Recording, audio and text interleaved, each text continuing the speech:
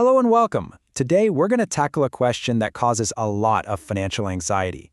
Why does your credit score take such a massive hit after missing just one single payment? Let's get right into it.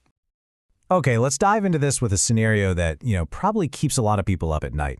You suddenly realize your credit card bill was due yesterday. Is the damage already done? What are the actual rules here? Well, the answer might surprise you. So to really understand the impact, we first got to get our heads around what a credit report is. The Consumer Financial Protection Bureau has a really great way of thinking about it. Your credit report is basically your financial transcript. Yeah, just like in school, it's the official detailed record of how you've behaved, but with credit. So how is that score, your financial GPA if you will, actually calculated? Well, this slide breaks it all down. And just look at that huge slice of the pie. A massive 35% of your FICO score comes down to one thing and one thing only: your payment history. Nothing else even comes close. It is the #1 most important factor. Okay, so you've missed the due date. The clock is ticking, but maybe not in the way you think it is. This brings us to what we're calling the 30-day cliff. Let's walk through the timeline, because believe me, the first 29 days are a completely different world from what happens on day 30. This timeline right here is so important to understand. A payment is technically considered delinquent the very next day. But here's the key. Most lenders give you a grace period. During this window, you might get hit with a late fee, sure, but your credit score is still safe. The real damage, the point of no return, that happens on day 30. Let's be really clear about the difference here. A late fee is just a financial penalty from your lender. It's annoying, yeah, but it's a private matter between you and them.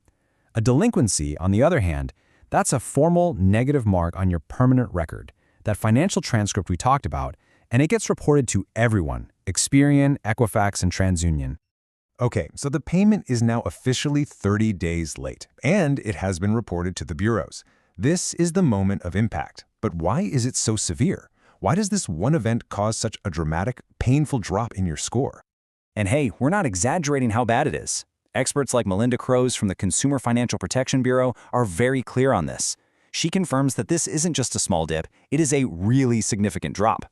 This is a major event for your credit profile. And here's the number that really drives the point home.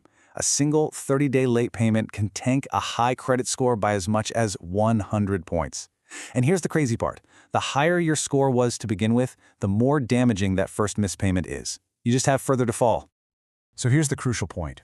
A perfect or near-perfect payment history is a powerful signal that you're low risk. The very first time you break that streak, the scoring models see it as a huge red flag, a fundamental change in how reliable you are. The penalty is so harsh because that first stumble is seen as the most powerful predictor of future trouble. So, you've taken the hit. The damage is done. And that brings us to our next section, the long road back. How long does this black mark actually stick around? And what does the path to recovery even look like? 7 years. That's it. That is the long shadow cast by a single late payment.